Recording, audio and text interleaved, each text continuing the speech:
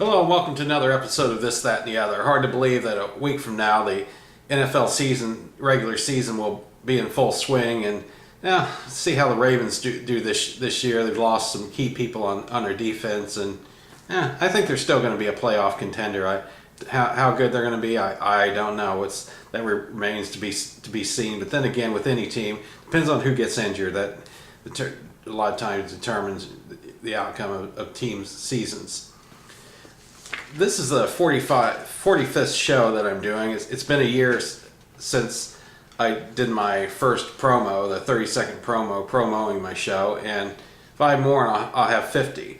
Sometimes I wonder, what am I going to do the show about? But ideas always come to me. Like last night, another idea came to me on what to base the show on, and so I'm gonna, like I said, it's called This, That, and the Other, and some of these subjects I do are obscure ones, and this is another one of the obscure ones. What I'm going to talk about today is fast food chicken franchise that existed during the late 1960s to early 1970s. It was a short-lived franchise called Minnie Pearl's Fried Chicken. And here, the sign had a picture of Minnie Pearl holding a piece of fried chicken, wearing that hat with the price tag. That was her trademark, and I actually got an image off the internet of that, what was on the sign. It was on the top part of the sign, swinging part. Below that was a sign with checkers, and it said Minnie Pearl's Fried Chicken on it.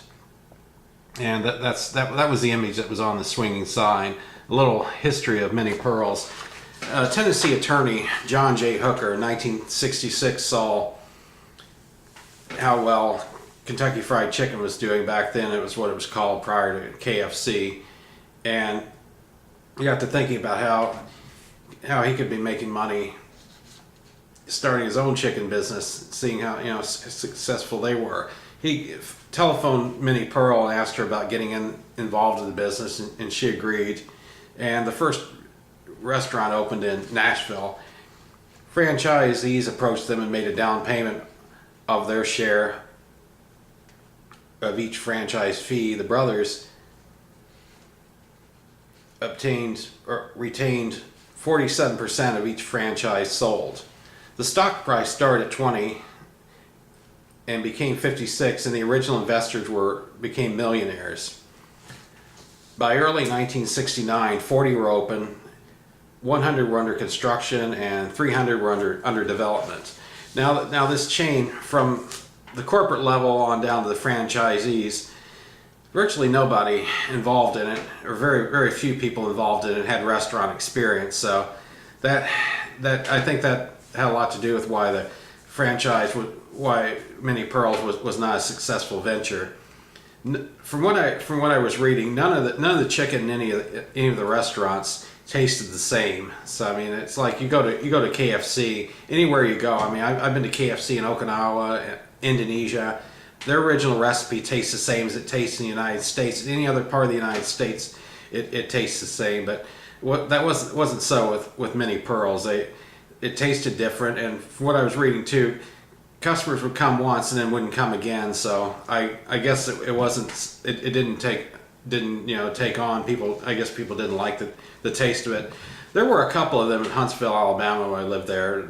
I remember they came out in 1968, and probably by about 1969 or 70, they were already out of business there. From what I read, by the late summer of 1970, more than half of the 250 restaurants were closed. By the end of 1971, Minnie Pearl's was out of business. Like I said, I never actually tried it, so I don't know what it tasted like, but it obviously didn't catch on with the public. But I remember also in Huntsville they had another one going at the same time as Minnie Pearl's, called Yogi Bear Honey Fried Chicken. I vaguely remember that as a kid. It tasted okay, and there actually is one restaurant still in existence in Hartsville, South Carolina. That's the only one around. I remember there were some other fast food chains as well that were short-lived or not, or maybe not short-lived, but just not around anymore. There was Wishbone chicken. That was in Missouri. That didn't last very long. I remember seeing Henny Penny. I don't know how long that lasted. I remember Roy Rogers in Huntsville about the same time as Minnie Pearls, and that did not last long at all. Now when I came to the D.C. area in 1976, there were Roy Rogers all over the place. It was very successful in this area. By the late 1990s, it was bought out by McDonald's, and they started disappearing. There are some restaurants still in existence. Some Roy Rogers. There's one in Gaithersburg, and I believe there's one in Route 1 outside of Lorton, I believe. They were known for having good fried chicken as well. And another one that was around when I was a kid, and went on until the 1980s was Burger Chef. That was good. That was from I remember of Burger Chef. It was similar to Burger King. I thought it was better personally, but that was another one that went downhill. Maybe competing with Burger King was too much. I don't know the whole story on Burger Chef, but that's another one that's not around. There was another chicken place in this area and other places called Red Bar, and I don't remember ever getting chicken there, so I really don't know how good that was. I know that's no longer around either.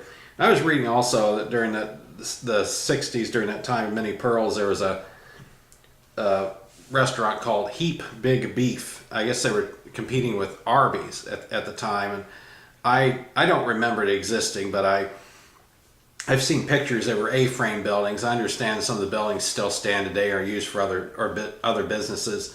In Woodbridge, there I saw some pictures last night of what Minnie Pearl's restaurants looked like, and I was thinking there was one in Woodbridge that looked very similar to it. So I drove over there and took a look at it and took some photographs. I'll place them on my Facebook page. But I looked at the sign and the structure of the building, and it looked very similar to what the Minnie Pearls looked like back in the day. And I think that one location in Woodbridge on Route 1 used to be a Minnie Pearls, from what I can tell by the way it's built and everything. It's right now.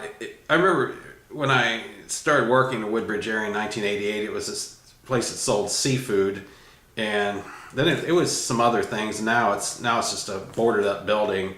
The old signs still out there. Not the top part with Minnie Pearl, but the lower two signs are still on there.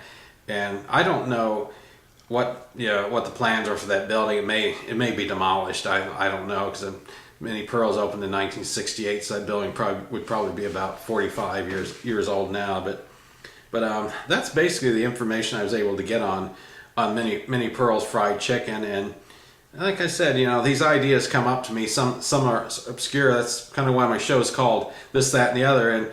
And viewers, let me know what subjects you would be interested in hearing about. Now, I will do the research and try to get the information together on it.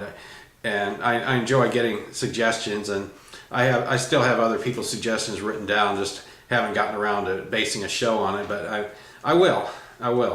And I want to say thanks for watching.